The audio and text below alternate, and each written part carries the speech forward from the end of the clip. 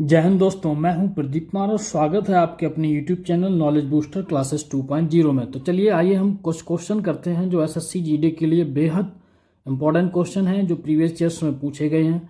आपको क्या करना है कि जो मतलब यदि आप पूरे सिलेबस में जाएंगे तो अभी आपका कंप्लीट नहीं हो पाएगा, लेकिन आप इन क्वेश्चंस की जो एक्सप्लेनेशन है उससे आप नोट्स बनाते रहें तो धीरे धीरे आप देखेंगे 30 या 40 मतलब जैसे ही आप जीएस के सेट लगाएंगे उसमें ही आपकी पूरी जीएस हमें लगता है कवर हो ही जाएगी। क्योंकि जो एसएससी जीडी है वहाँ से 50 या 60% क्वेश्चन पेपर पीछे से ही बैक से ही मतलब आ जाता है, इधर उधर से ही। तो चलिए दोस्तों हम देखते हैं पहला क्वेश्चन, इसका लेक्चर 1 पहला क्वेश्चन। ठीक है, तो ये है क्वेश्चन नंबर 1।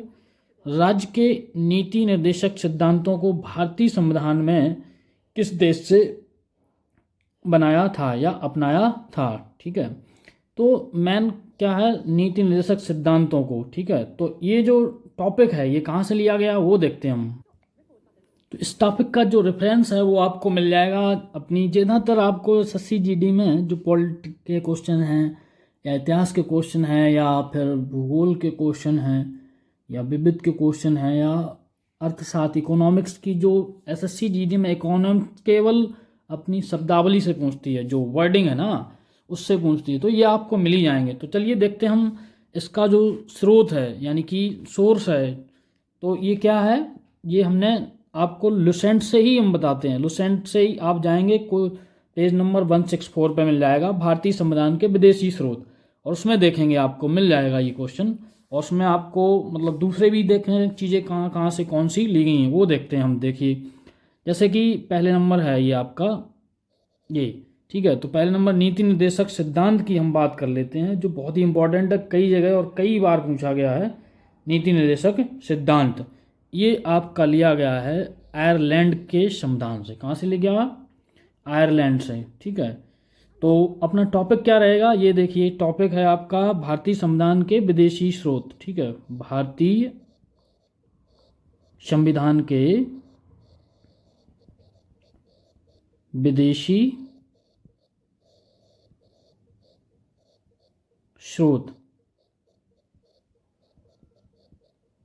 ठीक, ये टॉपिक है। तो कौन कौन सी चीज़ें कहाँ से ली गई हैं वो आपको देखना है। तो देखते हैं कौन कौन सी चीज़ें कहाँ। तो देखते हैं जैसे आपका संयुक्त राज्य अमेरिका है। ठीक है, संयुक्त राज्य अमेरिका से हमने क्या क्या लिया है। ठीक है, संयुक्त राज्य अमेरिका से हमने मौलिक अधिकार लिए हैं।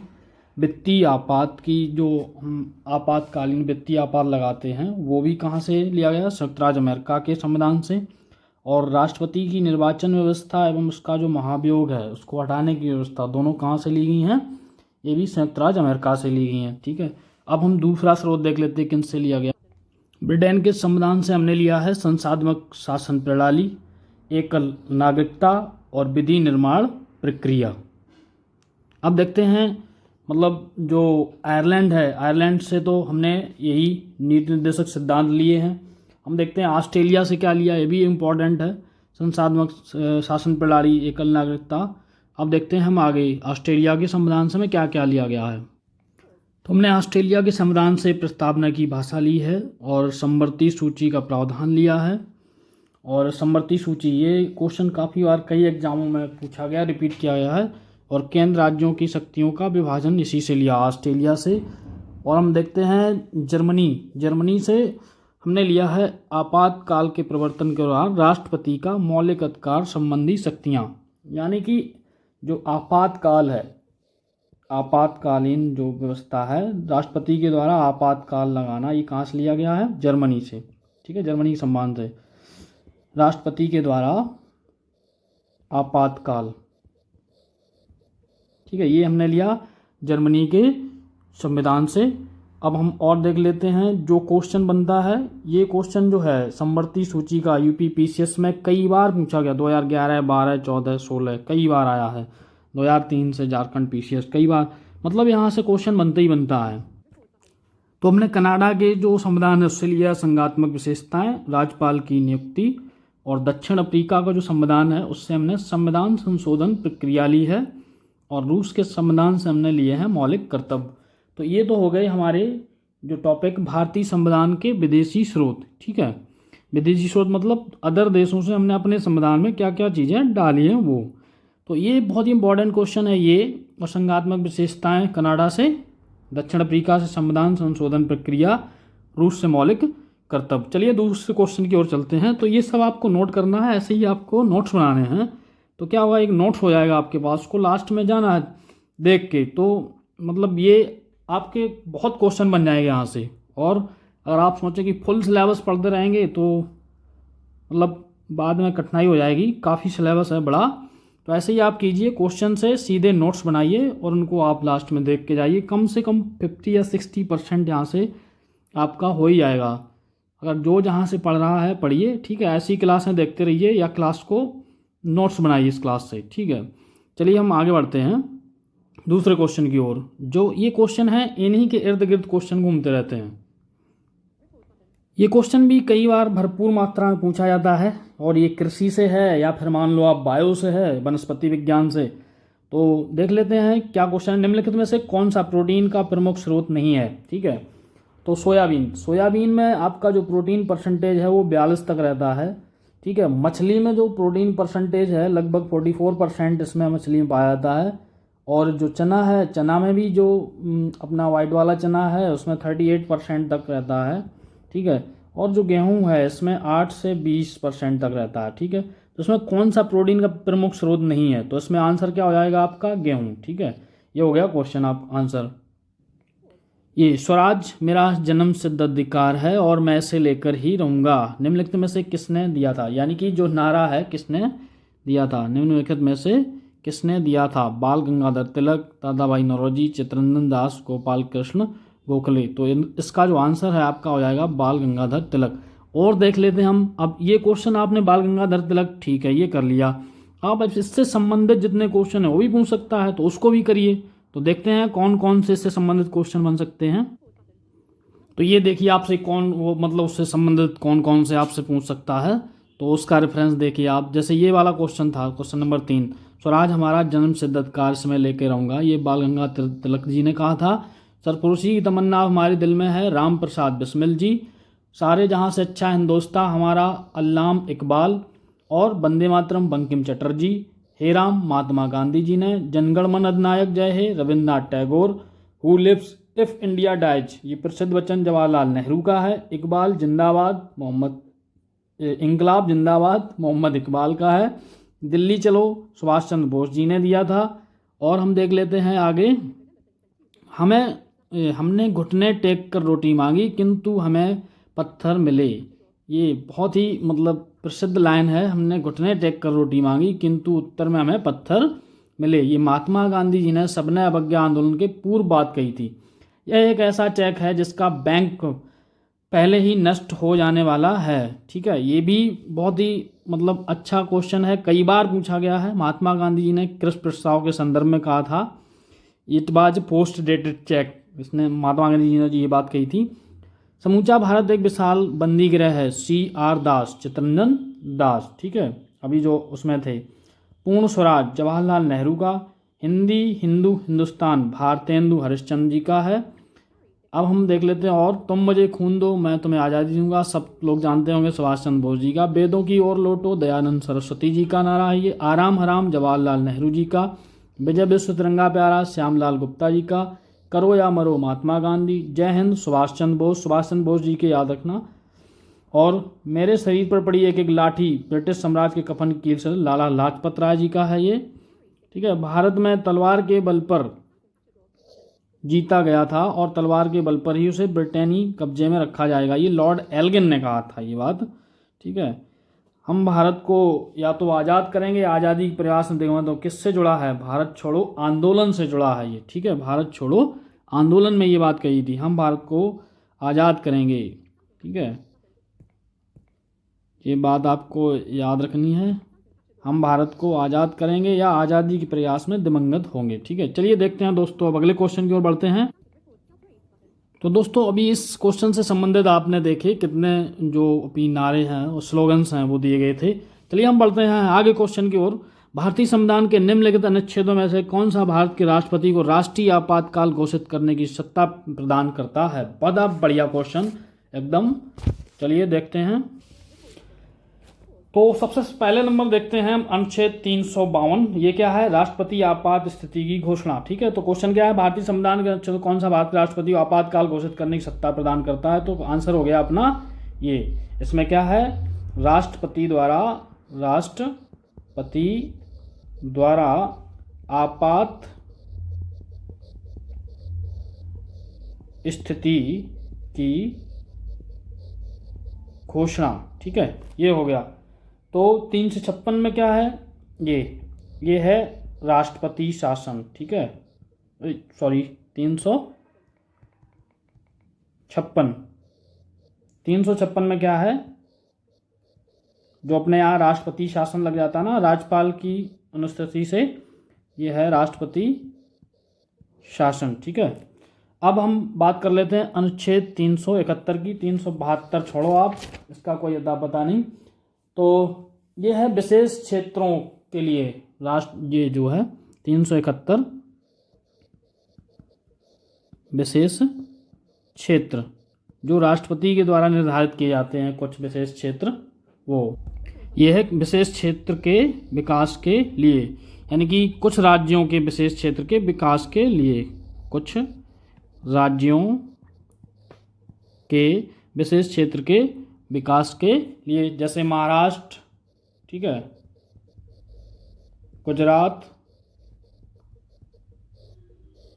मणिपुर, इन्हें स्पेशल स्टेट्स का दर्जा दिया गया है।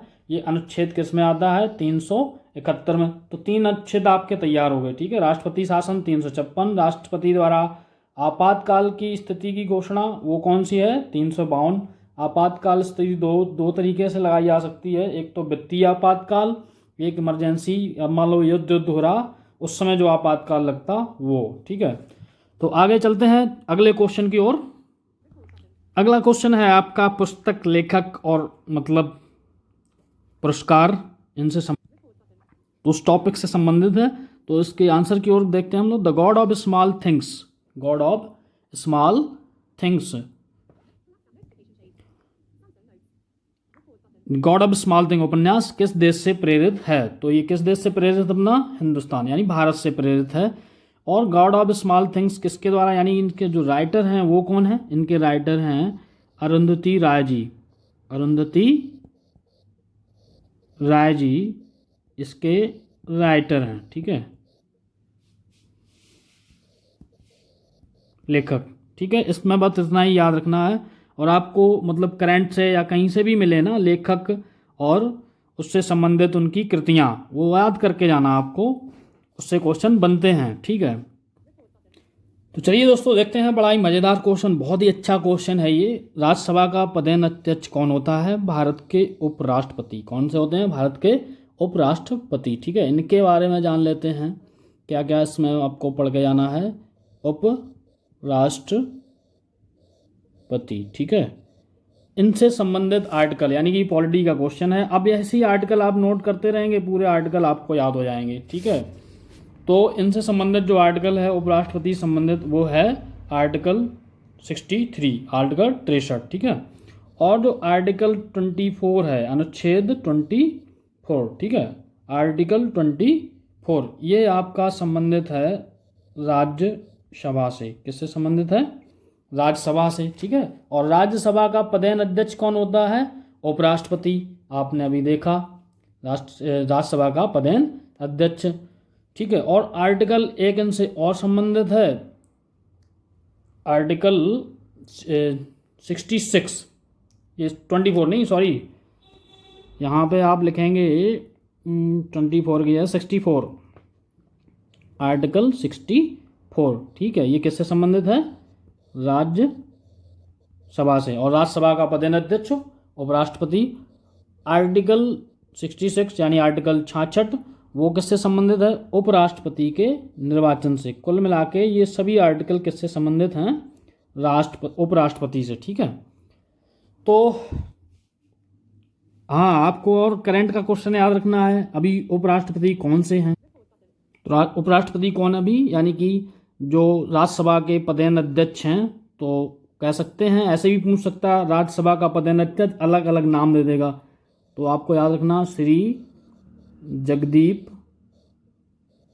धनखड़ जी, ठीक है, जगदीप धनखड़, ठीक, ये आपको नाम याद रखना है। तो ये तो हो गया इससे। अब सभापति, सभापति आप एक प्रकार से कर ही चुके हैं। भारत का जो उपराष्ट्रपति है वो राज्यसभा का पदेन अध्यक्ष, वही क्या है, सभापति, ठीक है, इसी को बोलते हैं सभापति। अब हम आगे देख लेते हैं प्रधानमंत्री के बारे में। इनके से इन जो प्रधानमंत्री जी हैं इनसे संबंधित आर्टिकल अपने कौन कौन से हैं, और ये याद रखना सभापति मतलब भारत का जो उपराष्ट्रपति होता है, सभापति भारत का उप राष्ट्रपति, ठीक है, इन्हीं को क्या बोलते हैं, सभापति, यानी राज्यसभा का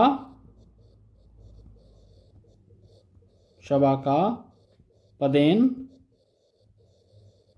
अध्यक्ष, ठीक है। आगे देखते हैं प्रधानमंत्री जी के बारे में, ठीक है। तो प्रधानमंत्री,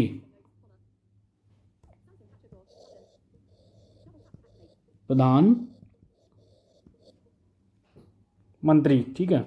एक चीज और राज्यसभा का बार बार जिक्र कर रहा, पहले हम राज्यसभा के बारे में देख लेते हैं, फिर प्रधानमंत्री जी के बारे में देख लेंगे। तो ये भी देख लो आप, जब आ ही रहा है राज्यसभा बार बार, तो राज्यसभा से संबंधित आर्टिकल, अनुच्छेद, आर्टिकल मतलब अनुच्छेद, ठीक है, कौन सा है, 80, और लोकसभा से संबंधित रहेगा 81, ठीक है।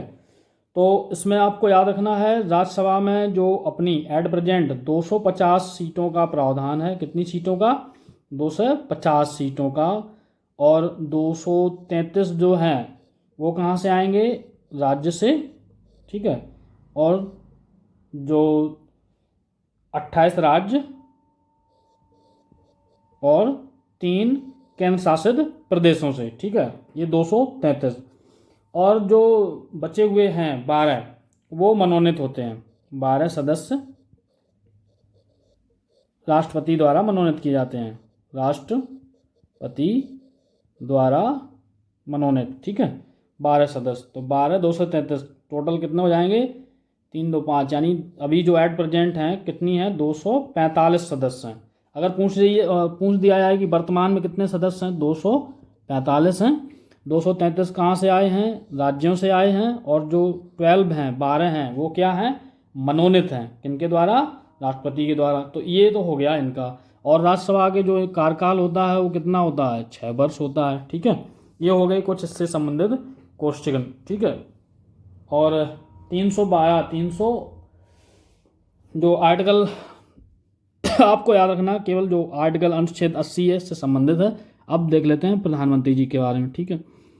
तो इसी तरीके से आप करते रहेंगे, तुम नोट्स बनाते रहेंगे, या फिर तो आपकी पूरी मतलब जीके सही से तैयार हो जाएगी। आपको क्वेश्चन पेपर मतलब ये उठा के लगाने हैं सीधे सीधे, और आपकी जीके तैयार होती रहेगी, ठीक है। तो प्रधानमंत्री जी के बारे में देख लेते हैं, इनसे संबंधित आर्टिकल कौन सा संबंधित है। तो प्रधानमंत्री जी से संबंधित आर्टिकल 74, मंत्री, ये क्या बताता है, मंत्रिपरिषद के प्रधान के रूप में जो मंत्रिपरिषद चुनी जाती है उसके प्रधान के रूप में प्रधानमंत्री जी का उल्लेख करता है ये, ठीक है। आर्टिकल 75 प्रधानमंत्री की नियुक्ति, और किसके द्वारा, राष्ट्रपति के द्वारा, ठीक है, किसके द्वारा की जाती, राष्ट्रपति के द्वारा। और याद रखना आप, किसकी नियुक्ति किसके द्वारा की जाती है, ये भी बहुत इंपॉर्टेंट क्वेश्चन इससे बन जाते हैं। जैसे कि CJI राष्ट्रपति के द्वारा, और राष्ट्रपति CJI के द्वारा शपथ दिलाई जाती है। तो ऐसे क्वेश्चन बन जाते हैं, आपको याद रखना। चलिए तो दोस्तों बढ़ते हैं अगले क्वेश्चन की ओर। तो अगले क्वेश्चन को हम देखते हैं, कैलाश पर्वत को हिलाते हुए रावण नामक लोकप्रिय चित्रण निम्न में से किस गुफा में चित्रित किया गया है, ठीक है। तो इसको हम देखेंगे। अगर एक क्वेश्चन करने का तरीका होता है, अगर मान लो बाई चांस ये कठिन क्वेश्चनों में आ जाता है, ठीक है, क्योंकि इतनी अंदर से कोई नहीं पूछता ऐसे क्वेश्चन, या तो बच्चे छोड़ देते हैं, या तो बहुत अंदर से पढ़ा हो, कोई IAS PCS तैयारी कर रहा हो, बहुत ही वो करता है आगे। तो आप यहाँ पे कैसे क्वेश्चन करेंगे, ये क्वेश्चन अगर ऐसे क्वेश्चन आएंगे, तो ये क्वेश्चन अगर आने चारों ऑप्शन में से अगर 3 के बारे में आप पता है तो आप इसको कर ले जाएंगे। अब जैसे अब आपको पता है कन्हेरी की गुफाएं, ठीक है, ये किससे संबंधित हैं? बौद्ध से संबंधित हैं, ठीक है। अजंता की गुफाएं, जो अजंता की गुफाएं हैं ये भी पूरी बौद्ध धर्म का चित्रण है। किससे संबंधित है? बौद्ध धर्म से संबंधित हैं। अब हाथी गुफा, ये क्या है? पढ़ा होगा आपने, खारवेल स्तंभ, यानी कि कलिंग राज खारवेल से संबंधित हैं, या फिर मौर्य वंश, ठीक है, मौर्य वंश या कलिंग राज खारवेल, ठीक है, उनसे संबंधित। अब बची अपनी कौन? एलोरा। तो एलोरा में बौद्ध, हिंदू प्लस जैन, यहाँ पे सभी की गुफाएं हैं। तो आपने क्वेश्चन को कैसे छांटा, यानी कि कन्हेरी बौद्ध, अजंता बौद्ध से संबंधित है, हाथी गुफा मौर्य वंश या कलिंगराज खारवेल, यानी कि उनसे संबंधित है, खारवेल स्तंभ यहाँ मिला था, ठीक है। तो अब बचा क्या? अब ये आप हाथी गुफाएं आपको याद रखना है कहाँ है, उड़ीसा से, ठीक है। कनेरी कहाँ पे है? ये कनेरी गुफाएं आपकी पड़ती हैं, इनको भी याद रखना है, इनकी जो स्थिति है, ठीक है, उनको भी याद रखना है। कनेरी, बोरवली, मुंबई, ठीक है, बोरवली, मुंबई, और किन से संबंधित है? बौद्ध से संबंधित है, बौद्ध धर्म से, बोरवली, मुंबई, ठीक है। तो आपने देखा अजंता, अजंता आप सभी जानते हैं, अजंता एलोरा की गुफाएं, तो ये कहाँ पे हैं? ये भी मुंबई में है, ठीक है। तो लेकिन आपको याद क्या रखना है? आपको याद ये रखना है, अब यहाँ पे बौद्ध, हिंदू, जैन, बौद्ध, हिंदू, जैन कहाँ पे मिल रहे हैं? एलोरा की गुफाओं में, ठीक है। यहाँ पे सबकी गुफाएं पाई गई हैं। और कैलाश पर्वत को हिलाते हुए रावण, यानी कि हिंदू धर्म से संबंधित स्टेटमेंट है, तो कहाँ मिलेगा? तो आपको आंसर क्या टिक करना है? आपको आंसर टिक करना है एलोरा की गुफाएं। कौन टिक करना है? एलोरा की गुफाएं, ठीक है। तो आपने ये क्या किया, इससे अगर 4 में से 3 आ रहे, आप एक आसानी से निकाल लेंगे। ये तरीका है क्वेश्चन को करने का, यदि जो कठिन क्वेश्चन वो। तो देखते हैं अगले क्वेश्चन की ओर चलते हैं। बड़ा ही बढ़िया क्वेश्चन, भारत के निम्नलिखित में से किस राज्य में संघाई त्योहार मनाया जाता है? तो त्योहारों से क्वेश्चन आते ही आते हैं, ये आपको याद करने ही पड़ेंगे, जो त्योहार हैं वो। तो ये देखिए दोस्तों, कुछ त्योहार दिए गए हैं, ये भारत के त्योहार एवं पर्व, ठीक है। आपको देख लेना है, मतलब पढ़ते आएंगे, देखते रहना आप, क्योंकि थोड़ा लिखा हुआ देखा है शायद। तो सरहुल त्यौहार ये मनाया जाता है अपना झारखंड में। कर्मा पर्व बिहार और झारखंड का, ये जो ऐसे हैं जो अटपटे हैं, आपसे पूछ दिए जाते हैं। भोगली बिहू, कौन सा? भोगली बिहू, असम में बिहू, भोगली बिहू। रंगीली बिहू, ये भी एक असम का है, रंगीली बिहू, रंगीली बिहू ये त्योहार है, ये भी असम का त्योहार है एक, रंगीली, सॉरी रंगीली नहीं, यहाँ पे होगा रंगोली, ठीक है, याद रखना आप, रंगोली, कौन सी? रंगोली बिहू, ये भी असम का ही है। ये दोनों कहाँ के हैं? असम के हैं। युगादि जो है वो कहाँ मनाया जाता है? गुजरात में मनाया जाता है। लोसांग सिक्किम का है। बाबा गरिया पूजा त्यौहार त्रिपुरा का है। मगहर महोत्सव वाराणसी, यानी कि 1990 से स्टार्ट किया गया था मनाना, और ये जो कबीर साहब के महोत्सव के रूप में मनाया जाता है। याओ संग लाई हरीब, ये मणिपुर में, ठीक है। ओणम केरल का है, सबको पता। पोंगल पता होगा, तमिलनाडु। चपचारकूट मिजोरम। हरेला देख लेना आप, अभी पता नहीं कहाँ का है, ये बताते हैं। हाथी उत्सव कहाँ मनाया जाता है? जयपुर में। तो हरेला, इसको भी देख लो आप। हरेला कहाँ पे? उत्तराखंड का त्यौहार है। कहाँ का है ये? उत्तराखंड का त्यौहार है, और मुख्य रूप से हिंदुओं के द्वारा मनाया जाता है। और किनके द्वारा? कुमायूं, जो कुमायूं पर्वत है वहाँ पे जो कुमायूनी लोग हैं उनके द्वारा मनाया जाता है। कौन सा? हरेला। ऐसे ऐसे याद रखना है, ये ऐसे पूछ देता है तो आप छोड़ के चले आते हैं, थोड़े कठिन से हैं लेकिन याद रखना है। तो चलिए दोस्तों, अब बढ़ते हैं अगले क्वेश्चन की ओर। तो इसको आप नोट करते रहेंगे, नोट्स बन जाएगा आपका बढ़िया। तो अगले क्वेश्चन की ओर चलते हैं। कौन सा अगला क्वेश्चन है हमारा? उड़ीसा का प्राचीन नाम क्या है? ठीक है, तो उड़ीसा का प्राचीन नाम है कलिंग।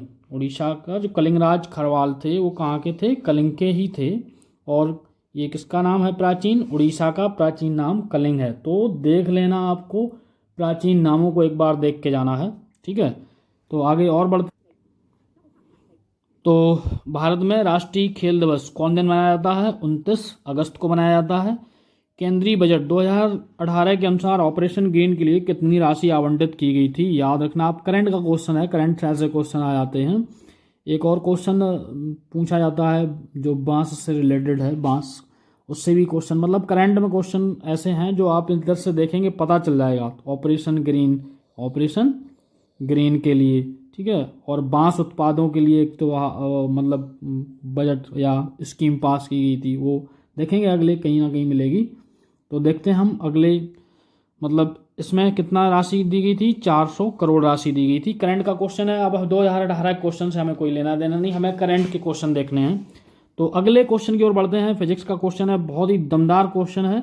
आगे चलते हैं, देखते हैं इस क्वेश्चन के बारे में सही से। तो इसकी एक्सप्लेनेशन देखनी बहुत ज़रूरी है सभी तरंगों की, रेडियो तरंग, लेजर तरंग, इंफ्रारेड और अल्ट्रासोनिक्स क्या हैं ये। तो चलिए दोस्तों देखते हैं, बड़ा ध्यान से देखना है इस क्वेश्चन को आप। तो सबसे पहले हम बात कर लेते हैं, आप टीवी रिमोट कंट्रोल द्वारा निम्न में से किस तरंग का उपयोग किया जाता है? तो ये देखते हैं हम। तो इसका क्वेश्चन आंसर आप रेडियो तरंग मत लगा लेना। तो इसमें हम लोग करते हैं इंफ्रारेड तरंग, ठीक है। तो सबसे पहले इसी के बारे में हम जान लेते हैं, इंफ्रारेड रेज, इंफ्रारेड तरंग, ठीक है। तो इनके जो आविष्कार इसका किया था वो किसने किया था? विलियम हर्शेल ने। किसने किया था? विलियम हर्शेल ने किया था। और जो इनका तरंग दैर्घ्य परिसर होता है, इसको भी आप याद रखना, 7.8 से लेकर, ठीक है, 7 सेकंड से मतलब मीटर, किसमें तरंग दैर्घ्य नापे जाते हैं? मीटर में। 7.8 गुणा 10 की घात माइनस 7 से लेकर 10 की घात -3 मीटर तक, ये क्या होता है? इसका तरंग दैर्घ्य, ठीक है। आवृत्ति परिसर इसका जो हर्ट्ज है वो क्या है? 10 की घात 12 से और 10 की घात 10, ठीक है। आवृत्ति हर्ट्ज यानी कि जो ये आवृत्ति परिसर है इसका, आवृत्ति परिसर, इसके बीच में इंफ्रारेड तरंगें बोली जाएंगी, ठीक है। और जो इसकी जो वेवलेंथ है यानी कि तरंग दैर्घ्य है वो कितनी है? 7.8 10 की घात -7 मीटर से 10 की घात -3 मीटर। ये तो होगी इसकी फिजिक्स से रिलेटेड बातें। और ये हार्शेल, विलियम हार्शेल इनके आविष्कारक थे, ठीक है। जो क्वेश्चन बनता है अपना वो कहाँ से बनेगा? इसका यूज हम कहाँ कहाँ करते हैं वो देख लो आप एक बार। इसका यूज हम करते हैं, इंफ्रारेड रेज का जो यूज है यानी कि उपयोग है, यूज कहाँ पे हम करते हैं, यहाँ से क्वेश्चन बनते हैं, ठीक है। युद्ध काल में दूर दूर तक सिग्नल भेजने, ठीक है। सबसे पहले युद्ध काल अगर है, युद्ध काल में दूर तक सिग्नल भेजने, ठीक। तो यूज हम कहाँ करते हैं, यानी कि युद्ध काल है मैं दूर दूर तक सिग्नल भेजने, क्योंकि ये जो है ऊष्मीय विकिरण है, इनकी अगर हमारा कोहरा है या कुछ भी है रुकावट नहीं आती है, ये दूर दूर तक सिग्नल भेजने में कोई। और कोहरे में फोटोग्राफी करने के लिए काम में आती हैं, रोगियों की सिकाई करने में, क्योंकि एक ऊष्मीय विकिरण है, ठीक है। तो ये हो गई इंफ्रारेड रेज के बारे में। अब हम बात कर लेते हैं अल्ट्रासोनिक रेज के बारे में। तो देखते हैं हम अल्ट्रासोनिक्स तरंगों के बारे में। ये कौन सी तरंगें हैं? अल्ट्रासोनिक तरंगें ध्वनि तरंगें हैं, ठीक है। अल्ट्रासोनिक मतलब ये पराशब्द, अल्ट्रासोनिक, अल्ट्रासोनिक, ठीक है। तो ध्वनि तरंगों को हम 3 भाग में बांटते हैं, 20 हर्ट्ज से नीचे यानी कि अपशब्द तरंगें, इनको हम बोलते हैं इंफ्रासोनिक। इनको क्या बोलेंगे? इंफ्रासोनिक, इंफ्रासोनिक, ठीक है। यानी कि आवृत्ति वाली ध्वनि तरंगों को अपशब्द तरंगें कहते हैं। इससे हमारा कान सुन नहीं सकता, यानी कि इतनी छोटी हैं ये। हर्ट्ज का मतलब होता है 1 सेकंड में जितनी बार कोई चीज़ कंपन करती है उसको बोलते हैं 1 हर्ट्ज, ठीक है। 1 हर्ट्ज, 1 सेकंड में जितनी बार कोई चीज़ कंपन करे, ये समझ लो। तो इसका कंपन बहुत कम है, ये भी हमारे कान नहीं सुन सकते। जो श्रव्य तरंगें हैं ये अपने कान सुन सकते हैं। और इनमें से जो पराश्रव्य तरंगें हैं इनकी तरंग दैर्घ्य इतनी ज़्यादा है, यानी 1 सेकंड में 20,000 बार से ज़्यादा कंपन नहीं सुन पाएंगे हम, ठीक है। तो उनको हम बोलते हैं अल्ट्रासोनिक वेव्स। अल्ट्रासोनिक वेव्स के जो यूज हैं वो क्या है? संकेत भेजने में, समुद्र की गहराई का पता लगाने में, ये यहाँ से क्वेश्चन बन जाते हैं, याद रखना। कीमती कपड़ों, वायुयान तथा घड़ियों के पुर्जे साफ करने में, पुर्जे साफ करने में, ठीक है। कारखानों की चिमनी से काले हटाने में, जो कारखाना होते हैं ना उनकी चिमनी से काले हटाने में, दूध के अंदर हानिकारक जीवाणु नष्ट करने में और गठिया रोग, मस्तिष्क और ट्यूमर का पता करने में। ये तो यूज था अल्ट्रासोनिक तरंगों का। ठीक है, ये जो अपनी इंफ्रारेड रेज थी ये कैसी थी, अपनी ऊष्मीय तरंगें थी। ठीक है, कैसी तरंगें थी, ऊष्मीय तरंगें थी। ठीक है, याद रखना इसको भी आप। ऊष्मीय विकिरण यानी कि हीट जनरेट करती थी इंफ्रारेड रे, और ये कैसी हैं, ध्वनि तरंगें हैं। अब हम बात कर लेते हैं रेडियो तरंगों के बारे में। ठीक है, और इसका आंसर क्या था, ये था बी। ठीक है, इंफ्रारेड तरंगें। अब हम बात करते हैं रेडियो तरंगों के बारे में। तो रेडियो तरंगों को भी अपने दो भागों में बांट रखा है। लघु रेडियो तरंगें जिनकी जो वेवलेंथ है 10⁻³ मीटर से लेकर 1 मीटर तक है, और 1 मीटर से 10⁻⁴ मीटर तक जिनकी वेवलेंथ है उनको हम बोलते हैं दीर्घ रेडियो तरंगें, लघु रेडियो तरंगें। इनका उपयोग रेडियो, टेलीविजन, टेलीफोन में किया जाता है, और इनका उपयोग रेडियो एवं टेलीविजन में किया जाता है। इनके जो आविष्कारक थे लघु रेडियो तरंगों के हेनरिक हर्ट्ज थे, और दीर्घ वालों के कौन थे, मार्कोनी। ये तो हो गई अपनी रेडियो तरंगों से संबंधित बात। एक और बचा आपका लेजर। तो जो अपना बचा हुआ है लेजर के बारे में देख लेते हैं हम। विद्युत चुंबकीय तरंगें हैं ये लेजर, और इनका फुल फॉर्म आप याद रखना, light amplification by stimulated emission of radiation. ठीक है, इनके जो आविष्कारक थे वो कौन थे, चार्ल शॉर्ट टोन्स। ठीक है, ये आविष्कारक थे। और इसका उपयोग कहाँ कहाँ करते हैं हम, सुपरमार्केट्स में, शॉपिंग मॉल्स में, अस्पताल में, जैसे दंत चिकित्सा में, आँख या अन्य शारीरिक ऑपरेशंस में, और सुरक्षा क्षेत्रों में यानी कि सुरक्षा और सैन्य क्षेत्रों में, वायुयानों को गाइड करने में, तोप और बंदूकों को लक्ष्य लॉक करने में, जो टारगेट होता है टारगेट लॉक करने में। और ये इतनी घातक होती हैं, मतलब ये मान लो आप समझ सकते हैं अगर लेजर को यहाँ से छोड़ा जाए तो वो चंद्रमा की सतह तक पहुँच सकता है। तो चलते हैं अपने अगले क्वेश्चन की ओर। निम्नलिखित में से कौन सा मंत्रालय हर साल संसद में आर्थिक सर्वेक्षण प्रस्तुत करता है। तो यहाँ पे एक शब्द आ गया आर्थिक सर्वेक्षण। तो आर्थिक सर्वेक्षण का मतलब आप क्या समझेंगे, आर्थिक सर्वेक्षण मतलब जो अपना करता कौन है, सबसे पहले आंसर देख लेते हैं, वित्त मंत्रालय। तो सर्वेक्षण मतलब सर्वे, किसके किसके बारे में सर्वे, यानी कि जो भारतीय अर्थव्यवस्था है उसके बारे में, भारतीय अर्थव्यवस्था। ठीक है, और इसके बाद सेवा क्षेत्र है। ठीक है, या फिर बोलें ये सब अपने अर्थशास्त्र के शब्द हैं, मुद्रास्फीति है। ठीक, मुद्रा के बारे में सर्वे। ठीक है, औद्योगिक विकास, औद्योगिक विकास इसके बारे में सर्वे। ठीक है, और अपनी जीडीपी इसके बारे में सर्वे। ठीक है, और विदेशी मुद्रा भंडार, विदेशी मुद्रा भंडार मतलब विदेशों से अपने यहाँ कितना पैसा, उसके बारे में सर्वे। ठीक है, और खाद्यान्न उत्पादन, खाद्यान्न उत्पादन। ठीक, और राजकोषीय घाटा, राजकोषीय घाटा। तो आपने देखे ये जो शब्द हैं, ठीक है, और सेवा क्षेत्र, कीमतें, मुद्रास्फीति, ठीक है, ये सब औद्योगिक और बुनियादी ढांचा, सामाजिक बुनियादी ढांचा। ठीक है, ठीक है, ये सब जो शब्द हैं ये सब किस में आ जाएंगे, आर्थिक सर्वेक्षण। और इन सबको मतलब इन सब के बारे में सर्वेक्षण कौन करता, अपना वित्त मंत्रालय। तो इन शब्दों को बताने से पीछे मेरा जो कारण है वो क्या है, ये शब्द भी पूछ देता है, जैसे 4 शब्द दे दिए, बोल देगा कौन सा शब्द अर्थशास्त्र से संबंधित नहीं है। ठीक है, या आर्थिक सर्वेक्षण में क्या क्या आता है। तो मतलब मल्टी डायमेंशनल हमें सोच के चलना है। ठीक है, ऐसे पढ़ाई करना तो ज़्यादा बेटर रहेगा, आप क्वेश्चन को पकड़ पाएंगे। तो समझ गए आप आर्थिक सर्वेक्षण और कौन मंत्रालय देता है, वित्त मंत्रालय। तो चलिए और बढ़ते हैं हम अपने अगले क्वेश्चन की ओर। तो अगले क्वेश्चन पर बढ़ने से पहले हम और तो इसमें विभाग दिए गए हैं, गृह कार्य, कारपोरेट, ये मंत्रालय, ये भी क्या करते हैं। तो वित्त मंत्रालय का आपने देख लिया, ये क्या करता है, आर्थिक सर्वेक्षण। आर्थिक सर्वेक्षण किस किस पे, वो आपने देखा अभी। तो आपसे बोल दिया जाए कि वाणिज्य मंत्रालय का काम क्या है, अगर वाणिज्य मंत्रालय एवं उद्योग मंत्रालय देखा जाए तो उसका कार्य क्या है, तो आप क्या बताएंगे।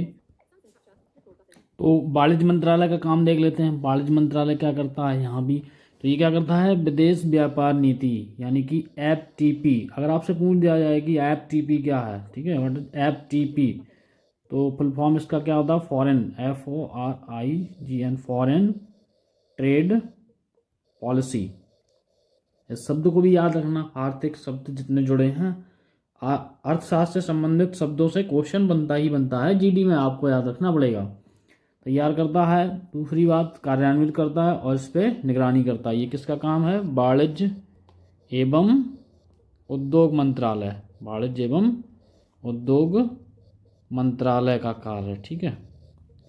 गृह कार्य मतलब गृह मंत्रालय का अपना अलग कार्य, मिनिस्ट्री ऑफ होम अफेयर्स में क्या आते हैं, ठीक है। तो ये आपने देखा, ये तो दोनों के हो गए आप। तो कारपोरेट मंत्रालय यानी कि MCA बोलते हैं इसको, ministry of corporate affairs. Company अधिनियम 2013 और कंपनी अधिनियम 1956 और सीमित देयता भागीदारी अधिनियम 2008 और प्रतिस्पर्धा अधिनियम 2002 के तहत, इन सब कानूनों के तहत ये कार्य करता है। इसकी अपनी मतलब जितना कारपोरेट है उस पर निगरानी रखता है ये इसका, बस हमें इतना ही देखना है, इसके अंदर ज़्यादा नहीं आना। ये कंपनी अधिनियम ये याद रखना है। पूछ सकता कंपनी अधिनियम किससे संबंधित है, तो ये कारपोरेट से संबंधित हैं, ठीक है। तो ये हो गए वाणिज्य, वित्त, कारपोरेट और गृह, मिनिस्ट्री ऑफ होम अफेयर्स का कार्य आप जानते ही होंगे। तो आप चलते बढ़ते हैं अपने अगले क्वेश्चन की ओर। अपना अगला क्वेश्चन है, निम्नलिखित में से कौन सा कथन स्थानिक प्रजातियों का वर्णन करता है। इसके नाम से आप समझ जाएंगे, स्थानिक प्रजातियां मतलब एक स्थान पर जो प्रजातियां हैं। तो कम आबादी वाली प्रजातियां लुप्त प्राय प्रजातियों की श्रेणी में आती हैं। ये अभी हम लोग लुप्त प्राय जो प्रजातियां हैं इनको कैसे कहते हैं, इसको बारे में देखेंगे थोड़ा। पहले हम देख लेते क्वेश्चन। प्रजातियां जोगन खोजों के बाद मौजूदा नहीं पाएंगी, प्रजातियां जो केवल कुछ विशेष क्षेत्रों में पाई जाती हैं। अब देखिए स्थानिक प्रजातियां, एक स्थान तो मतलब कुछ विशेष क्षेत्र, मतलब क्या हो गया, एक विशेष स्थान। तो आंसर आपका हो जाएगा प्रजातियां जो केवल कुछ विशेष क्षेत्रों में पाई जाती हैं उन्हें स्थानिक प्रजातियां कहती हैं। मतलब स्थानिक प्रजातियां कहा जाता है जो एक ही स्थान पे मतलब पाई जाती हैं। और प्रजातियां जो विदेशों से आई हैं वो तो अलग बात हो गई एक, ठीक है। तो लुप्त प्राय प्रजाति, अब ये आंसर हो गया आपका ये, ठीक, आंसर समझ गए आप। स्थानिक और स्थान पे मतलब एक विशेष स्थान पे जो पाई जाती हैं प्रजातियां उन्हें क्या बोलते हैं, स्थानिक प्रजातियां। लुप्त प्राय प्रजाति, तो इससे संबंधित एक वर्ड है IUCN, ठीक है, IUCN। तो एक शब्द आया यहाँ पे लुप्त प्रजातियां, तो इससे संबंधित आप एक मतलब वर्ड को समझ सकते हैं। ये शब्द छांटना किसका काम है, मतलब IUCN क्या है, अंतर्राष्ट्रीय प्रकृति संरक्षण संघ, ठीक है। ये अपने यहाँ यानी कि मतलब इसका गठन 1963 में हुआ था IUCN का। और ये क्या करता है, विश्व में जितने भी पौधे और पशु संकटग्रस्त हैं या फिर इनको 9 श्रेणियों में ये रखता है, ठीक है। विलुप्त में, वन विलुप्त में, घोर संकट में, संकटग्रस्त में, असुरक्षित और संकट निकट मतलब जिनके संकट आने वाला है यानी खत्म होने वाली हैं, अनाकृत मतलब जिसका कोई आंकड़ा ही नहीं है, संकट मुक्त जो संकट से मुक्त हो चुकी हैं, आंकड़ों का अभाव मतलब आंकड़ा ना होना। तो ठीक है, IUCN का काम है पौधों और पशुओं की जो प्रजातियां हैं विश्व की उनको विलुप्त प्राय, वन विलुप्त, घोर संकट, इन सब 9 कैटेगरी में रखना। और ये किस में रखी जाती हैं, रेड डेटा बुक, ठीक है। तो आप समझ गए होंगे रेड डेटा बुक अगर पूछा जाए तो ये किससे संबंधित है, लुप्त प्राय प्रजातियों से संबंधित है। और लुप्त प्राय प्रजातियों मतलब पूरी जो प्रजातियां हैं पौधों और किनकी प्रजातियां, पशुओं की प्रजातियों को IUCN ने, international union for conservation of nature यानी प्रकृति, ठीक है, इसको 9 भागों में बांट रखा है। तो ये हो गई आपकी डिटेल्ड जानकारी इसके बारे में। चलिए अब बढ़ते हैं अपने अगले क्वेश्चन की ओर, ठीक है। तो हम बढ़ते हैं, चलिए बढ़ते हैं अगले क्वेश्चन की ओर। क्वेश्चन नंबर 15, भारत का प्रायद्वीपीय पठार निम्नलिखित में से किस भूभाग का हिस्सा है, ठीक है। तो देखते हैं भाई प्रायद्वीपीय पठार किस भूभाग का हिस्सा है। तो इसके पीछे आंसर जो है आपका वो हो जाएगा आपका गोंडवाना भूमि या गोंडवाना लैंड, ठीक है। ये हो गया उत्तर। लेकिन इसके पीछे आपको समझना है 2 थ्योरी थी। 2 थ्योरी क्या थी, एक तो हम लोग बोलते हैं उसको कोबर का भूसन्नति का सिद्धांत, ठीक है। एक एक जो सिद्धांत है कोवर का भू सन्नति का सिद्धांत, ठीक है। भू सन्नति का सिद्धांत, ठीक। तो इसके अनुसार क्या था, जैसे कि जो कोवर है, कोवर ने ये कहा था कि जैसे अपना ये है, अपना हिंदुस्तान का जो नक्शा है कुछ ऐसा सा तुम्हें दिखता है ऊपर, ठीक है। इधर से इधर से उधर से तो इनके अनुसार जो इधर बीच में ये वाली जगह, ठीक है, इधर था टैथिस सागर, यानी टैथिस सन्नति थी। कौन सी सन्नति? भूसन्नति मतलब ये जगह जगह पे छिछले सागर जो थे, ठीक है, उसको बोलते हैं भूसन्नति, ठीक। छिछले मतलब वो कम पानी वाले, मतलब जो सागर थे उसको। तो टैथिस सन्नति मतलब यहाँ पे टैथिस सागर था इस जगह पे, ठीक। और इधर पे जो था, इधर पार्ट में और इधर पार्ट में, दोनों तरफ, एक तरफ ने बताया था, एक तरफ था अपना अंगारा लैंड और एक तरफ था गोंडवाना लैंड। इधर मतलब ये अपना ये पानी था सागर, टैथिस सागर, और इधर आपका इधर अंगारा लैंड एक पहाड़ था मान लो, ठीक है। इधर था गोंडवाना लैंड, भूमि थी, ठीक है, गोंडवाना लैंड। ये दो पार्ट हो गए। तो इससे जो अपनी जो मृदा स्खलित हुई, यानी कि भूस्खलन हुआ, वो इधर गिरता रहा गिरता रहा गिरता रहा, इधर अंगारा लैंड से इधर गिरता रहा, ठीक है। तो यहाँ पे जो ये वाला पार्ट है पूरा, यानी कि इसको देखते हैं सही से, कोबर की भूसन्नति के अनुसार इधर मान लो इधर था अंगारा लैंड, अंगारा लैंड के बारे में पूछ दे, इधर अंगारा लैंड, ठीक है। इधर था गोंडवाना लैंड, गोंडवाना लैंड। बीच में था अपना टैथिस सागर, टैथिस सागर, ठीक है। इधर की जो मृदा मान लो इधर गिरती रही, निक्षेपण होता रहा, स्खलन होता रहा मृदा का। तो इधर क्या हुआ, इधर मृदा एक साथ मतलब इकट्ठी हो गई यहाँ पे। अब ये जगह ये जो है इधर प्रेशर बढ़ा, तो इधर की जो भूमि है, भूमि संचालन, यानी क्या हुआ, भू संचालन, क्या हुआ, भू संचालन, ठीक। इसीलिए हमसे ये जो गोंडवाना लैंड के जो पार्ट थे, गोंडवाना लैंड के पार्ट थे दक्षिण अफ्रीका, ठीक है। इसीलिए बोला जाता है कि मानव की सबसे पहले उत्पत्ति कहाँ से हुई, दक्षिण अफ्रीका में हुई थी। तो सबसे पहले पार्ट ये अपने ही पास, मतलब ये गोंडवाना लैंड का ही पार्ट था, ठीक है। दक्षिण अफ्रीका हुआ, ठीक है। और क्या हुआ, मेडागास्कर हुआ, मेडागास्कर हुआ, और ऑस्ट्रेलिया अगर पूछ दिया जाए, ठीक है। ये सब अपना जो ये भारत का प्रायद्वीपीय भाग, ये भारत का प्रायद्वीपीय भाग, ये सब किसके पार्ट थे, गोंडवाना लैंड के। तो इधर पे भू संचलन हुआ, प्रेशर बढ़ा, तो ये पार्ट सब क्या हो गए, अलग हो गए। दक्षिण अफ्रीका, मेडागास्कर, ऑस्ट्रेलिया सब अलग हो गए। और इधर जो पार्ट था यूरोप का, यानी कि जो अलग पार्ट है रशिया, ये सब अलग चले गई। तो यूरोप वाला पार्ट ये किस में आ गया, अंगारा लैंड में, ठीक है। तो और इधर बीच में क्या हुआ, बीच में गैपिंग हो गई, बीच में गैपिंग नहीं, जो ये मृदा इकट्ठी हुई थी ना ये इधर, तो बीच में क्या हुआ, अपना ये वाला पार्ट, ये पूरा जो हिंदुस्तान का पार्ट है ये वाला, ठीक है, ये वाला पार्ट इधर वाला उत्तरी पार्ट, यानी कि जहाँ पे पूरा हिमालय है, तो यहाँ पे क्या हुआ, हिमालय का निर्माण हो गया। किसका निर्माण हो गया, हिमालय का निर्माण हुआ, ठीक है। तो ये मृदा यहाँ से अंगारा लैंड से, गोंडवाना लैंड से इकट्ठी हो गई, तो हिमालय पर्वतों का निर्माण कर दिया। एक तो ये हो गई किसकी, कोबर का भूसन्नति सिद्धांत। किसका सिद्धांत हो गया, ये कोबर का भूसन्नति सिद्धांत, कोबर का भूसन्नति सिद्धांत के अनुसार अभी हमने बातें की।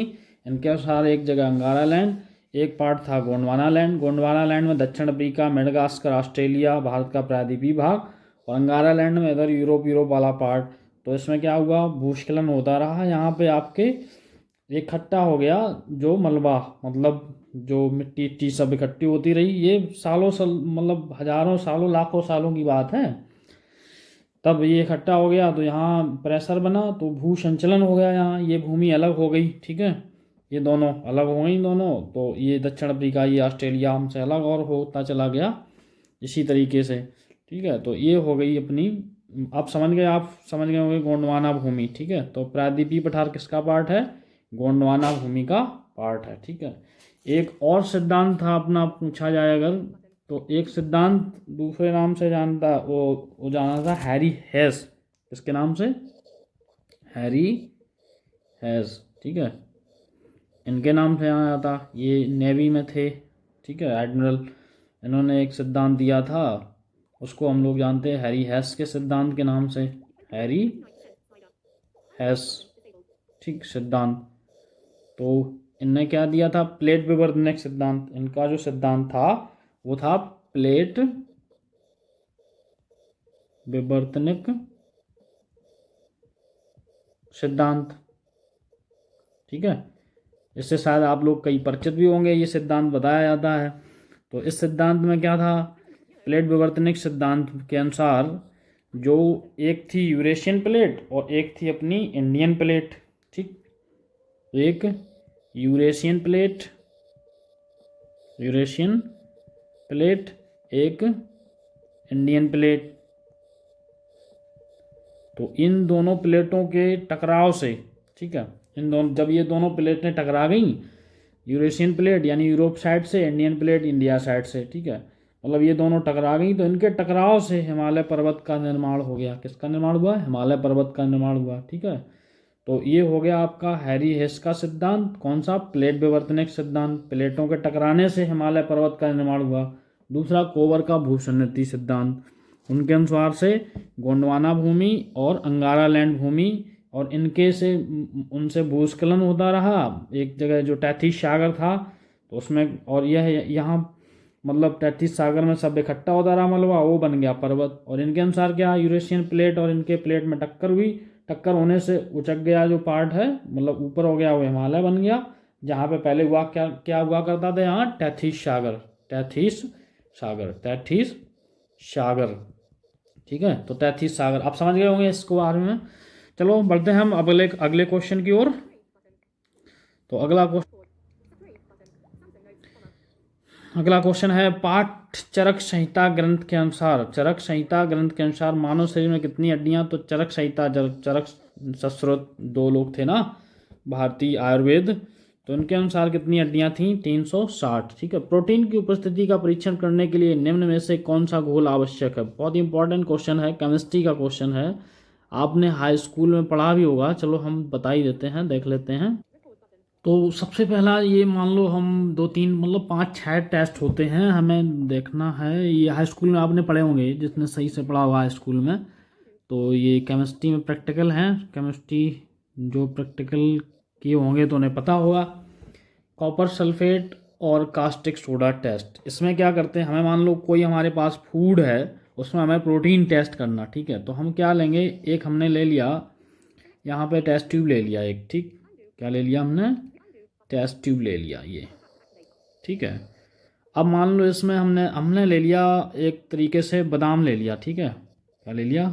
आलमंड या बादाम, या फिर कोई भी जो प्रोटीन युक्त तुम्हारा होना चाहिए, वो हमने ले लिया फूड सैंपल, जिसमें क्या है, फूड प्रोटीन है। ठीक है, यहाँ पे हमने रख दिया कोई प्रोटीन फूड। क्या रख दिया?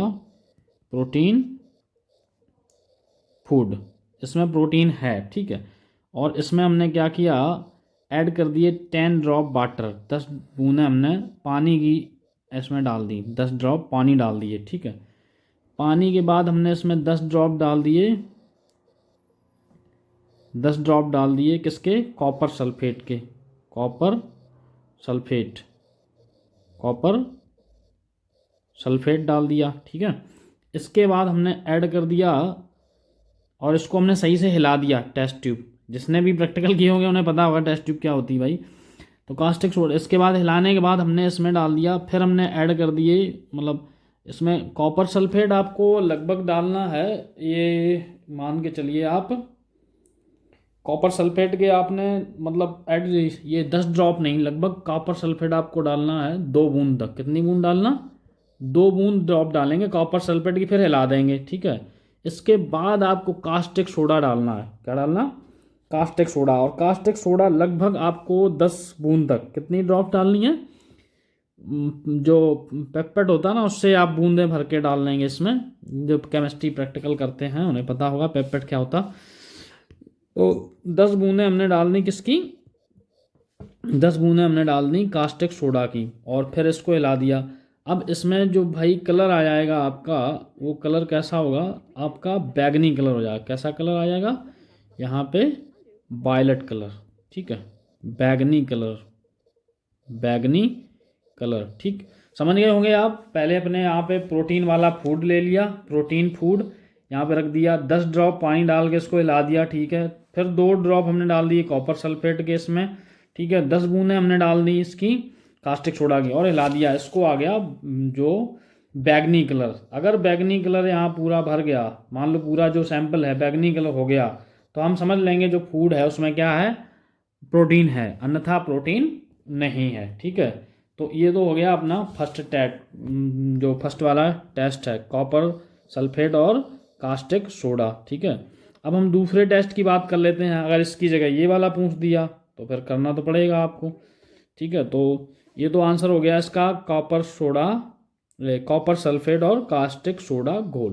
प्रोटीन युक्त उपस्थिति का परीक्षण करने के लिए, प्रोटीन जो अगर है किसी भी फूड सैंपल में प्रोटीन है उसकी उपस्थिति का परीक्षण करने के लिए निम्नलिखित में से कौन सा घोल आवश्यक है, तो कॉपर सल्फेट, ये, ठीक है। अब हम दूसरा, ये तो हो गया आपका test copper sulphate caustic soda test. अब हम दूसरे टेस्ट की बात कर लें, ऐसे ही ब्यूरेट टेस्ट, ठीक है। तो इसमें क्या करेंगे, इसमें भी वही सेम सिस्टम कर लेंगे, 2 देख लेते हैं, बहुत हैं ये। तो ये हमने एक ब्यूरेट लिया, और ब्यूरेट में क्या किया हमने, first we add the given sample of food, ये इसमें हमने वही फूड का सैंपल यहाँ पे डाल दिया। ये क्या हुआ, प्रोटीन फूड, ठीक है, फूड का सैंपल डाल दिया। अब फिर क्या करेंगे हम, then added aqueous copper sulphate, यहाँ पे डाल देंगे हम एक्वस, एक्वस मतलब जलीय कॉपर सल्फेट हमने भर दिया इसमें, ठीक है, फ्लोरेट में, जो ब्योरेट है हमारे पास। अब इसके बाद फिर इसको हिला ही देंगे हम, ठीक है, इसको हिला देंगे। तो अगर इसके बाद हमारा जो कलर है इसमें बैगनी कलर आ जाता है, ठीक, बैगनी कलर आ जाता है, तो हम समझ जाएंगे कि इसमें क्या है, प्रोटीन है। तो ये तो हो गया आपका ब्यूरेट टेस्ट, ठीक है। ऐसे हम करते हैं ब्यूरेट टेस्ट। तो ये भी प्रेजेंस ऑफ प्रोटीन के लिए, तो ब्यूरेट टेस्ट हो गया, जैंथोपेरिक टेस्ट हो गया, ठीक है, तीसरा। ऐसे मतलब इनसे पूछ देगा कि भाई कौन प्रोटीन का परीक्षण करने वाला टेस्ट है। अभी मान लो ऐसे पूछ दिया आपका, तो थोड़ी गहराई में जाना पड़ेगा, हाई स्कूल लेवल से ज़्यादा की चीज़ें नहीं पूछी जाती हैं, ठीक है। चलो हम आगे चलते हैं अगले क्वेश्चन की ओर, ठीक है। अगला क्वेश्चन है अपना, तंजौर में बृहदेश्वर मंदिर किस धार्मिक संप्रदाय से संबंधित है। नैनार, अलवर, आपको पता होंगे शैव धर्म के जो मानने वाले लोग हैं। तो चलिए देखते हैं हम लोग तंजौर, ये आपने आंसर तो इसका समझ ही गए होंगे, ठीक है। अब इसके बारे में देख लेते हैं, जो बर्ड यहाँ पे आए हैं, नैनार, अलवर, ठीक है। तो सबसे पहले हम देखते हैं 1 नंबर पे नैनार कौन थे। ये 63 संत थे, और 6वीं और 8वीं शताब्दी में दौरान इनका अस्तित्व था, ठीक है। और जो एरिपथा अमरानिडी, इनके जो विद्वान संत थे, जो फेमस संत थे, कभी कभार नाम पूछ दे आपका, ठीक है। और दूसरे क्या था, अलवर, ठीक। तो नैनार कौन थे, जो शिव के उपासक थे, वो कौन से थे, उन्हें नैनार, शिव भक्त, कौन थे ये, शिव भक्त, ठीक। दूसरे अलवर, अलवर यानी विष्णु या फिर नारायण की उपासना करने वाले, और इनकी संख्या कितनी थी, 12 थी। और इनमें जो एक थी ये अंडाल या अंडाली कहीं लिखा मिलेगा, ये महिला संत थी, कौन सी, महिला संत थी, ठीक। अब 5वीं और 10वीं शताब्दी के बीच ये अस्तित्व में आए थे, ठीक है। पेरियालवार और कुलशेखर अंडाल, ये 1 2 3 इनके संत इंपॉर्टेंट, ये विद्वान संत थे कुछ जिनके नाम। तो नैनार अलवर के बारे में ये होगी, नैनार शिवभक्त और अलवर मतलब यहाँ पे विष्णु या नारायण भक्त। अब नैनार शिवभक्त, यहीं से आपका आंसर लिंक है। अब तंजावर मंदिर, तंजावुर मंदिर के बारे में आपको क्या क्या पढ़ना है? सबसे पहली बात, हिंदू धर्म से रिलेटेड है, ठीक है। दूसरा, यहाँ जो मंदिर में मूर्ति लगी शिव जी की लगी है, किनकी लगी? शिव जी की। शिव भक्त कौन थे? नैनार। तो आंसर आपका कौन हो जाएगा? नैनार। आंसर तो यहीं से कर देंगे आप, नैनार, ठीक है। अगर तंजावुर मंदिर के बारे में आपने सही से पढ़ा है, इनके बारे में नहीं भी पढ़ा है, तो आप समझ जाएंगे। अगर आपने नैनार के बारे में पढ़ा है तो थोड़ा अंदर जाके जीएस पढ़ना पड़ेगा, ऐसे नहीं कि ऊपर ऊपर पढ़ने से काम हो जाएगा। और एक बार पढ़ लेंगे, हर एग्जाम में काम आएगा जीएस, ठीक है। तो आपको कैसे पढ़ना है? तंजावुर मंदिर के बारे में पढ़ेंगे, हिंदू धर्म से संबंधित मंदिर है। शिव यहाँ की मतलब उपासना किसकी की जाती? शिव की। त्योहार कौन सा मनाया जाता? महाशिवरात्रि, ठीक है।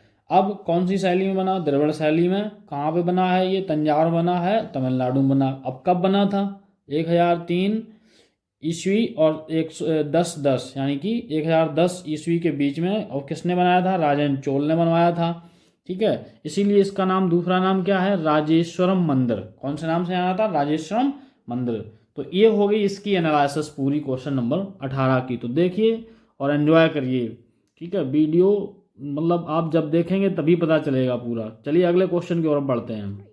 तो अगला क्वेश्चन है आपका साइंस का क्वेश्चन है, ये देखते हैं। एलिमेंट्री कैनाल के अंगों द्वारा स्रावित कौन सा रस वसा के पाचन में महत्वपूर्ण भूमिका निभाता? एलिमेंट्री कैनाल का मतलब क्या है? आपने कभी देखा होगा बायो में, ये ऐसा स्ट्रक्चर बना हुआ, ठीक है।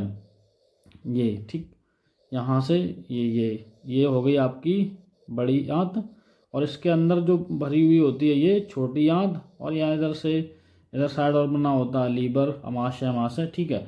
तो इसको जो पूरा, जहाँ पाचन क्रिया अपनी जहाँ से स्टार्ट होती है, मुंह से लेके ये पूरी नली यहाँ से यहाँ तक, ठीक है, इसी को हम लोग बोलते हैं एलिमेंट्री कैनाल। क्या बोलते हैं इसको? एलिमेंट्री कैनाल बोलते हैं, ठीक है। तो आंसर क्वेश्चन क्या है अपना? कैनाल, एलिमेंट्री कैनाल के अंगों द्वारा स्रावित कौन सा रस वसा के पाचन में सहायक है, ठीक है, वसा के पाचन में सहायक है। तो देखते हैं, सबसे पहले लार हाइड्रोक्लोरिक अम्ल, पित्तरस, अग्नाशय रस, लार और हाइड्रोक्लोरिक अम्ल और बलगम। तो एलिमेंट्री कैनाल के अंगों द्वारा स्रावित कौन सा रस वसा के पाचन महत्वपूर्ण, देखते हैं हम। तो जैसे पित्तरस है, पित्तरस अपने लीवर द्वारा यानी यकृत द्वारा स्रावित होता है। इसमें किसी भी प्रकार के एंजाइम नहीं पाए जाते हैं। इसके विपरीत अग्नाशयी रस में अग्नाशय द्वारा स्रावित होता है। किसके द्वारा? अग्नाशय द्वारा। इसमें अमाइलेज, ट्रेप्सिन और अग्नाशयी लाइपेज। दो भाई, जिसने हाई स्कूल में थोड़ी भी पढ़ी होगी ना साइंस, नहीं तो आप लाइसेंस उठा के साइंस एक बार पढ़ डालो, आपको ये चीज़ें सब समझ में आ जाएंगी, ठीक है। नहीं तो आप इसी से नोट्स बनाते रहे ना, आपको धीरे धीरे सब समझ में आ जाएगा। अभी हम बता रहे हैं आपको एलिमेंट्री कैनाल क्या है और पित्तरस ये सब कहाँ से होता है, ठीक है। तो न्यूक्लिएज और लाइपेज ये सब क्या है? एंजाइम्स हैं, ठीक है। तो ये एंजाइम अग्नाशयी रस के सब मिक्सर होते हैं, ठीक है। तो इसके द्वारा, इन एंजाइमों के द्वारा क्या किया जाता है? तो पित्तरस क्या करता है? भोजन को क्षारीय बनाने तथा वसा के अणुओं को तोड़ने में सहायक है। तो ठीक है, अपने अब ये क्या पूछा क्वेश्चन इसने? Alimentary canal. वैसे तो भाई जो अपना ये है, जैसे लाइपेज है, लाइपेज भी वसा को तोड़ने का एंजाइम करता काम। जैसे लाइपेज है ना, लाइपेज अगर पूछा जाए कौन सा एंजाइम तोड़ने का काम करता है, तो लाइपेज वसा को पाचन में सहायक है, ठीक है। हाइड्रोक्लोरिक अम्ल है जो, वो भी भोजन के पाचन में सहायता करने के लिए मानव अवाशय में उत्पन्न होता है, ठीक है। टाइलिन लार का पाचक एंजाइम है, ऐसे ही, ठीक है। तो ये आप समझ गए होंगे। चलिए हम आगे बढ़ते हैं। तो इसका आप आंसर कौन सा लगाएंगे? पित्त और अग्नाशयी रस। कौन सा आंसर हो जाएगा आपका? पित्त और अग्नाशयी रस। ये दोनों एलिमेंट्री कैनाल के द्वारा उत्पन्न होते हैं, ठीक है। एलिमेंट्री कैनाल का एक बार चित्र देख लेते हैं, तो लगाइए चित्र, देखते हैं। तो देख लेते हैं हम एलिमेंट्री कैनाल का चित्र एक बार। इमेजेस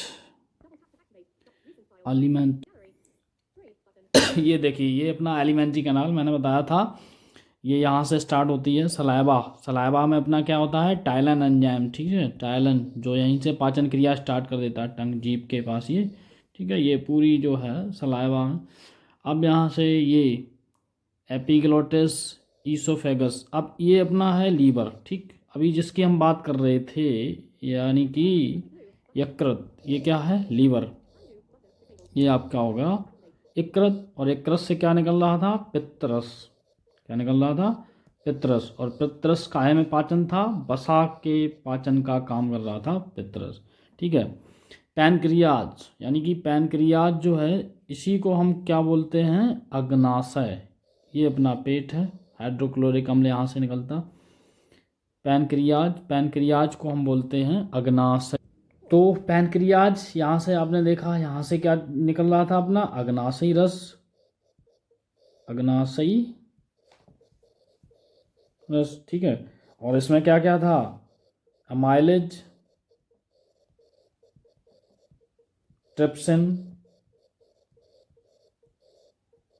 अग्नाशयी लाइपेज, या फिर बोलना सीधे लाइपेज एंजाइम। ठीक है, ये एंजाइम कहाँ थे, पैनक्रियाज से, मतलब ठीक है। तो पैनक्रियाज याद रखना, पैनक्रियाज मतलब इंग्लिश वर्ड है, और लीवर, यकृत जो होता है ये लीवर। ठीक है। अग्नाशय, अग्नाशयी रस, अग्नाशय से जो एमाइलेज, ट्रिप्सिन और लाइपेज, ये तीनों वसा को पाचन का काम करते हैं। यहाँ पे यकृत है, ये तो आप देख लिया आपने। ये वाली आंत है, ये बड़ी आंत है, ये जो अंदर है ये छोटी आंत है, ये यहाँ रेक्टम नीचे वाला पार्ट, ये अपेंडिक्स है। ठीक है, अपेंडिक्स। ठीक है। और ये गाल ब्लैडर है अपना। ठीक है, गाल ब्लैडर। और ये जो पार्ट है ये वाला, इसको डाउडेनम बोलते हैं। ये पेट है अपना, स्टमक जिसके बोलते हैं हम लोग। ठीक है, एसोफेगस। ठीक है, ये टंग मतलब जीभ है। तो और ये जो पूरी जो सिस्टम है इसको पूरे को क्या बोलते हैं हम लोग, एलिमेंट्री कैनाल। ठीक है, digestive tract also called alimentary canal, या फिर गैस्ट्रो इंटेस्टाइनल ट्रैक्ट, इसको दोनों नाम से जाना था। ठीक है, ये सभी इसके नाम हैं। ठीक है, ये digestive tract also called alimentary canal और गैस्ट्रो इंटेस्टाइनल ट्रैक्ट। इसमें क्या पार्ट हैं, अब तुमसे पूछ सकता है एलिमेंट्री कैनाल के कौन कौन से पार्ट हैं, ऐसे भी क्वेश्चन आ सकता है। ईसोफेगस है, स्टमक है, इंटेस्टाइन है, लार्ज और स्मॉल इंटेस्टाइन। ठीक है, ये सब एलिमेंट्री कैनाल के 4 ऑप्शन दे देगा, एक दे देगा अलग से पूछ लेगा। ठीक है, तो इसको याद रखिए। चलिए हम बढ़ते हैं अगले क्वेश्चन की ओर। तो अगला क्वेश्चन आपका है, अगला क्वेश्चन फिर वही मैंने बोला था, बैंकिंग सेक्टर से अपना एक तरीके से मान लो। अब पूछ रहा है कौन सा शब्द प्रयोग बैंकिंग क्षेत्र में नहीं होता है, ब्याज दर होता है। ठीक है, समपार्श्विक होता है, रेपो दर होता है। अब 0 आवर, शून्यकाल, ये अपना कहाँ से है, संसद से रिलेटेड है। कहाँ से है, संसद से रिलेटेड है, यानी कि ये पॉलिटी का हो गया वर्ड, किसका वर्ड हो गया, पॉलिटी से हो गया। ठीक है, तो ये हो गया आंसर आपका 0 आवर। 0 आवर क्या है, शून्यकाल, और शून्यकाल किससे रिलेटेड है, पॉलिटी से रिलेटेड है। संसद भवन में जो सत्र चलते हैं ना, उससे रिलेटेड है ये। तो ये हो गया दोस्तों आज का पूरा मतलब 20 क्वेश्चन। और क्वेश्चन बढ़िया क्वेश्चन है, इनकी जो एक्सप्लेनेशन है उसको आप किसी जगह नोट करिए। और ऐसे ही आपको अगर क्लास अच्छी लगी तो लाइक शेयर जरूर करें और कमेंट करें। ठीक है, कमेंट करें कैसी है क्लास, कैसी नहीं है, तो हमें भी पता चलेगा। ठीक है, क्या उसमें मतलब सुधार करना है, क्या करना है। ठीक है, तो ऐसी क्लासें आती रहेंगी, आप नोट करते रहें। 30-40 क्लास में पूरी जीएस कंप्लीट हो जाएगी। 30 क्लास में हमारे हिसाब से जीडी के लिए पूरी जीएस कंप्लीट हो जाएगी। तो अगर आप अपना सपोर्ट बनाए रखेंगे तो क्लास ऐसी बनती रहेंगी। ठीक है दोस्तों, धन्यवाद, जय हिंद।